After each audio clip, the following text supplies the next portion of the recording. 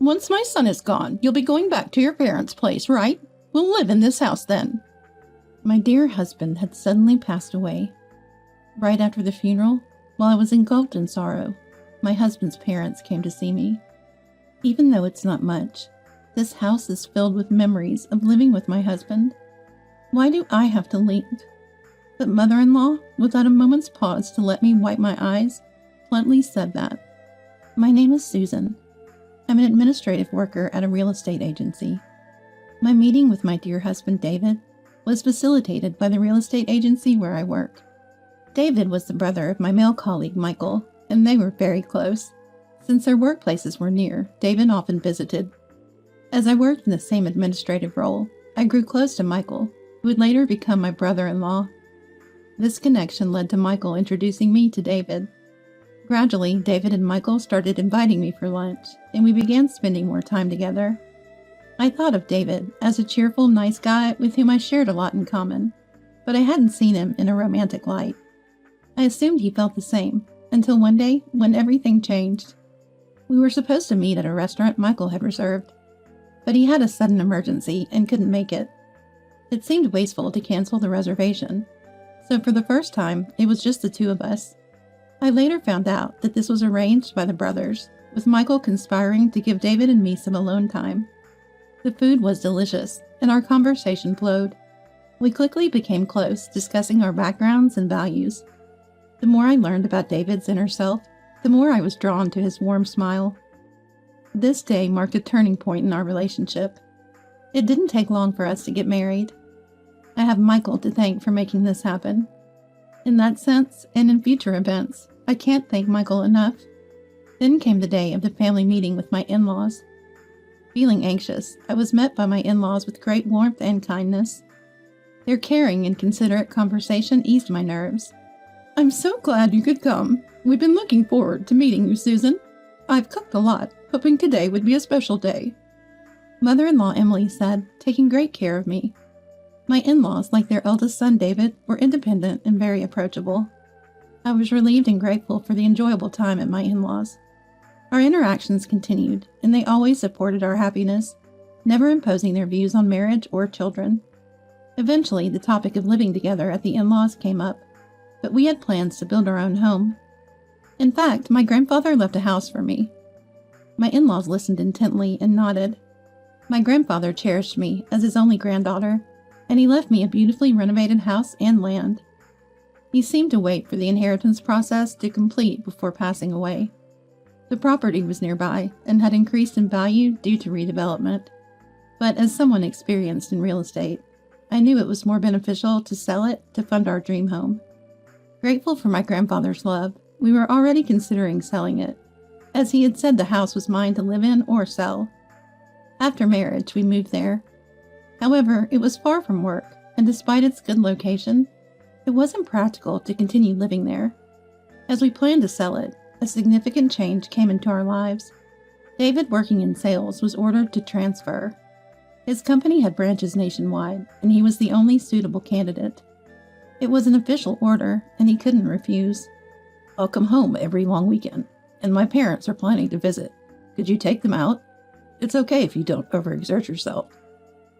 Father-in-law Brian and Emily are very nice. I don't mind going out with them, but it looks like we'll have to postpone selling the house. With my job to consider, David's assignment to work alone was decided. It was sudden, but I had to endure the loneliness and worry waiting for the day we could live together again. As David said, on the days off, my in-laws, especially Emily, would frequently come to visit. Emily, who had endured loneliness many times while raising young children when Brian was away on business trips, shared her experiences with me. You can still create family memories even without children. How about going out with me? Shopping might cheer you up. Let's go, Susan. Thanks to Emily, I didn't feel lonely. My weekends were even busier. However, I started to notice something troubling. Almost every day off, Emily would insist on going out. It was nice, but after a month, Emily's invitations became more forceful, regardless of my fatigue or household chores. I was hoping to rest this week. When I said that, Emily frowned as if I was being selfish. But it's fun to go out together, isn't it? Or do you dislike going out with me? No, it's not that. But you've been taking me out every week. Don't you need a break, Emily? Emily looked sad. Even as I tried to clear up the misunderstanding, Emily wouldn't listen. I agreed reluctantly, and Emily smiled, acting as if she never insisted. My suspicions about Emily's behavior grew. The places she insisted on going were increasingly expensive. Shopping at brand stores and eating at upscale restaurants, and the bills fell on me. Emily often left the store first, leaving me no choice but to pay. There was never a thank you or a promise to pay me back later. Sure, I have a house and a good salary, so savings weren't an issue. But David and I had always been frugal, so Emily's extravagance felt odd. Even when both in-laws were there, it was the same. In fact, with Brian, my financial burden only increased. I knew I had to address it, but it was hard to discuss with David. David had said, "I'll definitely come home on the long weekends." But his new office was busy, and he rarely managed to return. "Mom says you've been going out every week. Are you managing okay? Doesn't seem like there's anything to worry about." David's video call showed his tired eyes and thinner cheeks. His work fatigue was evident. Feeling guilty about bringing up the issue with Emily, I ended up being overly optimistic. "Emily's been really good to me. Take care of yourself, David. I'm fine, don't worry." While I downplayed it to David, I couldn't refuse to pay for outings with my in-laws. Their behavior escalated until one day when I said, "I can't go out today." Emily said something unexpected. "Then, can you lend me some money?" "Pay? For you?" "Just a little, really. I've already made a reservation at a restaurant. I'll take another friend instead, so could you cover what I'm short?" I wanted to refuse, but that would have made things worse. Resigned, I opened my wallet. But Emily never acted this way in front of David. "Have you thought about asking David?" When I hinted this to Emily, "That's shameful to tell David." Her response shocked me. It was clear she felt it was okay to ask me, not David. I gave up on Emily as her demands for money became routine. At least giving her some pocket money, she stopped dragging me out. I knew it was a big problem, but my attempts to communicate with Emily were exhausting. Her behavior became more bizarre. She'd show up unannounced, inspecting the inside and outside of the house, making me feel like my privacy was invaded. "Is this from your grandfather, Susan? This furniture? It's wonderful you can afford such luxury." Some furniture were antiques my grandfather liked. Emily seemed to enjoy them, admiring them as if they were her own. This is mine and David's home. I finally started to consider confiding about Emily's actions. David might be surprised, but how I wish we could find a way to deal with Emily together. Emily's actions are far from pleasant. Even as in-laws, it's an invasion of privacy. However, around the same time, the duration of David's assignment was determined. Just a little longer to bear it, and when David returns, the in-laws asking for money would likely end. A glimmer of hope sprouted in my heart. David was working hard every day, so I just needed to be patient a little longer. But as I eagerly awaited David's return, things took an unexpected turn. "What? David collapsed? And he's in the hospital?" I was stunned. The call came from a colleague at his new location, and I hurried to the hospital. Perhaps due to overwork, David suddenly suffered a heart attack. Though rushed to the hospital by ambulance, it was too late. My kind, healthy David passed away from an unforeseen attack. I couldn't grasp the reality as I faced his funeral. I don't remember much, overwhelmed by grief. Michael rushed over, taking care of most things. "I'm sorry, Michael. Even though you lost David too, you're helping so much." "It's David's funeral. Of course I should help. How about the lamb? Is the house ready?" We talked while cleaning up after the funeral. I nodded and said, "Everything's perfect." Then a few days after David's funeral, my in-laws came to the house. But it was clear they weren't there to console me. "It's a shame about David, but we're here for you, don't worry." Emily's face had a strangely unpleasant smile. To my astonishment, she had arranged a truck, packed to the brim with furniture and belongings from her house. I was too shocked and confused to speak. This looked like a move. Emily and her husband were planning to move in without discussing it with me? Why were they doing this? But the answer was clear. "Are you after my land?" I voiced my concern amidst the confusion. Emily showed a cold smile. The land value has soared. We've been eyeing this house for a long time. In fact, Susan, it's thanks to this inheritance you married David. We allowed the marriage because you inherited it. I was overwhelmed with despair, lost for words. Emily, you mean you're moving in with me? Excuse me? What nonsense are you talking about? I asked in confusion, and Emily got angry. David's death was unexpected, but even if it hadn't happened, Emily intended to take this house. My in-laws were trying to replace me as the landowner. They assumed I'd leave the house because David was gone. Now that David is gone, you'll go back to your parents, right? It'd be sad to leave this house empty, so we'll live here. That's why I'm telling you not to worry. Emily's smile twisted in distortion. While feeling fear, I pointed out Emily's mistake. But the house is already sold. I restrained my laughter at Emily's misunderstanding, but couldn't hide my unpleasant smile. Emily, in turn, huh? Froze. Just then, a different moving company's truck arrived. Sorry, we're here to deliver to this house. A burly mover came down, speaking to us due to the confusion of another truck being present. Emily's movers also came down. Realizing something was amiss due to the arrival of the other truck, they looked bewildered. Both in-laws were flustered and incoherent. Arguing with everyone wouldn't resolve anything. Seeing my in-laws in panic, I began to regain my composure. Then, I promptly gave instructions to move the truck. This house has already been sold, and the contract finalized. A new family is moving in, so you can't bring their belongings into someone else's house, right? As the movers were astonished, a luxurious car pulled up. Out came a wealthy-looking couple and their children. In fact, the land was no longer mine. They were the new owners. My in-laws were increasingly confused, unable to comprehend what was happening. Please move the truck quickly. The new occupants can't start their work. Somehow, I managed to get Emily's truck moved, and the movers immediately began their work, efficiently transporting brand new furniture according to the planned procedure. Emily and her husband, unable to accept this, started to persistently pester me at the entrance. The occupants, realizing the situation, took their family back to the car and then came over to confront us. Who are you? We bought this house. Please let the truck go soon. I hadn't expected my in-laws to visit, so I apologized repeatedly to reassure the new owners. But Emily and her husband didn't leave. They pushed past us and barged into the house. Of course, the house had completely changed from what they knew. None of the furniture my husband and I used was left. Emily was shocked at the sight and started to make a scene. What's this?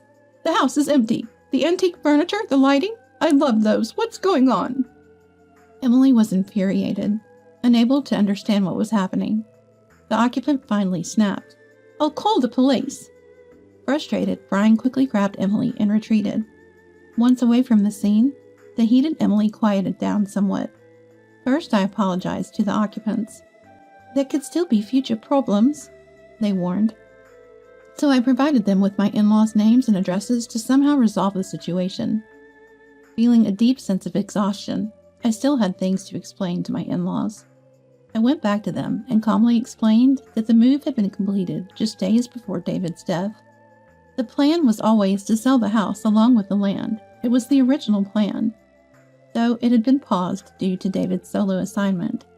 The smooth progression of the plan was due to a certain background. It was Michael who encouraged our decision. Confused by my in-laws' change, especially their demand for money, I didn't want to worry David and couldn't consult him, leading to days of despondency. Michael noticed and came to my rescue.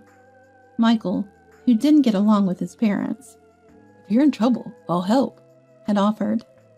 Trusting Michael, who promised to keep it a secret for the sake of our marital harmony, I decided to confide everything.